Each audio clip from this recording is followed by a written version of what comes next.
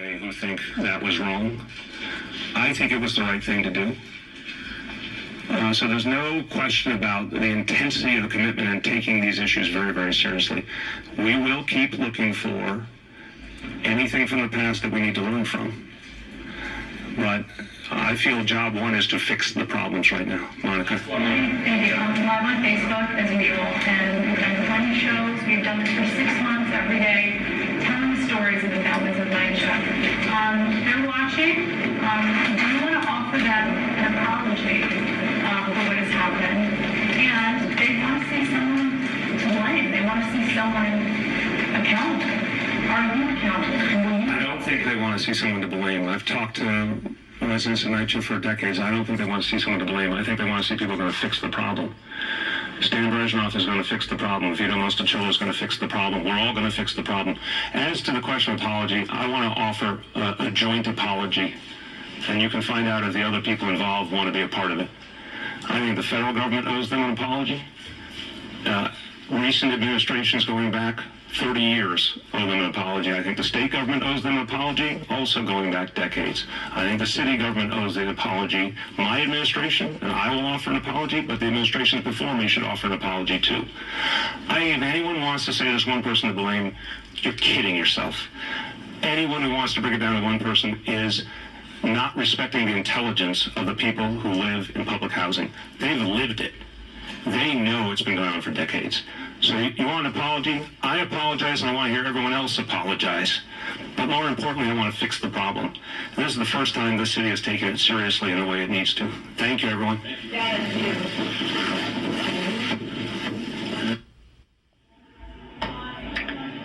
All right, there, Mayor de Blasio speaking for close to an hour there, responding to a damning report from the U.S. Attorney blasting the NYCHA management for creating conditions that led to horrendous living conditions for NYCHA residents. And the mayor said he wants to honor the 400,000 residents in public housing, but he admitted in his words, every progressive government failed public housing going back to 1980. Our Grace Rao is here. A little bit of a mea culpa from the mayor, would you say?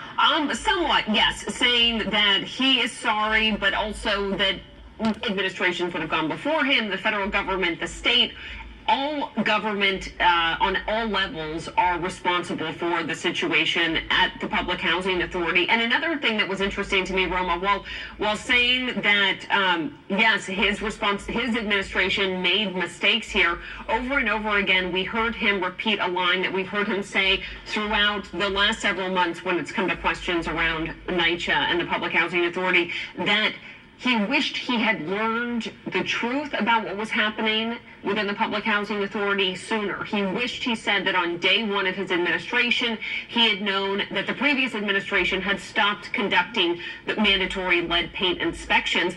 But when people pressed him more specifically about the allegations laid out in this federal complaint, showing deceit by NYCHA staffers to federal inspectors who would come around, deceit related to lead paint inspections, the mayor kind of brushed them off, saying, look, those are allegations at this point. He wasn't ready to face those as any sort of facts. He just says that his administration will begin going through the federal complaint, seeing whether they think it is credible or not. Yeah, I mean, he actually seemed rather defensive. He took umbrage at a number of questions, in particular one in which he was asked, why did you wait so long?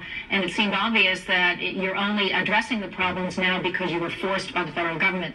The word forced, the mayor took exception to. Right, he did not like that line of questioning, which was from the New York Times, and in fact, he pointed his finger at the reporter and admonished him and said, don't put words in my mouth, something along those lines. But the mayor is claiming that he was not forced here, that he had a choice. Of course, the alternative was a trial, and to have some criminal charges presumably brought against NYCHA as an authority and have everything in this complaint litigated in federal court. So he's saying that was a choice and that he chose not to have a trial and sign this, but he is presenting this as a positive step forward, saying that the city wants to partner with the federal government and make this investment. But again, as we were speaking about beforehand, the investment that is being made here by the city, $2 billion over 10 years, NYCHA says it has $25 billion worth of repairs that need to be made. So either way, this is not going to be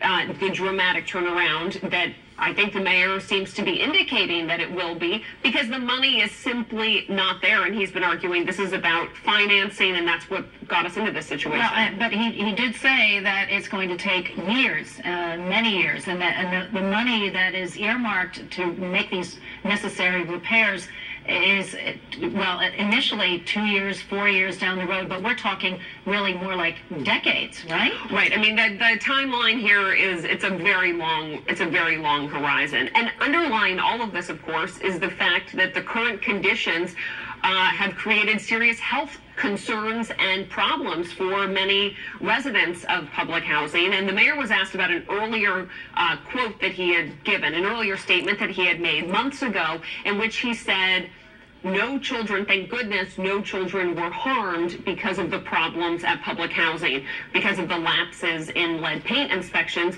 A statement that he said he stood by today, despite the fact that that federal complaint directly contradicts that point. In the federal complaint, it says children have been harmed as a result of NYCHA's failures, and they talk about 19 children who were lead paint poisoned over the last several years, and federal prosecutors say that may be just the tip of the iceberg. We don't know the full extent of the problem, but the mayor essentially trying to push aside the details that are laid out in this federal complaint as allegations at this point, and something that he needs to look at going forward. But he did not seem interested in going through point by point everything that was laid out by federal prosecutors today. Right. What about the role of this federal monitor that is has yet to be appointed? And that could take some time as well, because it's going to have to come from a court, right, or from a judge. I think my understanding is that a judge will need to approve the federal monitor and the structure of this entire settlement agreement, the consent decree, and that person will then be chosen not just by the mayor, but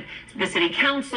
I believe the governor also has a role in selecting the monitor. So it's meant to be a number of stakeholders at the table selecting this person. But as somebody pointed out on Twitter, they have had at NYCHA a mold monitor in place for the last several years, and we know that the mold problems still exist, are still widespread, and are very much a part of life for so many public housing residents. So there may be limits to what a monitor can actually do, especially if the amount of money on the table doesn't begin to match the need in terms of these repairs. Well, that is a big question. I mean, what exactly is the role of this federal monitor? And the mayor also seemed rather unhappy with a line of questioning that regarded a response from Governor Cuomo, who basically said he felt that the federal monitor was going to run NYCHA.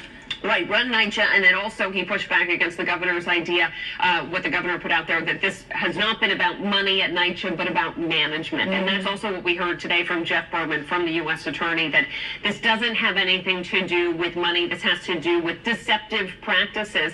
And that is what is laid out here in the complaint. Yes, there clearly money is needed to fix the problems, but the lying, the deception, the failure to meet legal requirements when it comes to lead paint inspections, and then signing off on them on official paperwork even when they hadn't been conducted, those are a different set of problems. That speaks to a culture of deceit, of mismanagement, and frankly lying not only to the federal government but also to the public. All right, Grace Rao, thank you so much for your input and your insights. And this is quite a story that is leading our news today. We're going to have lots more on it, and certainly you guys are going to talk about it on the Inside City Hall. And the mayor will be on this evening as well. Mondays with the mayor. Boy, he'll be in the hot seat tonight. Yeah. Thank you very much, Grace.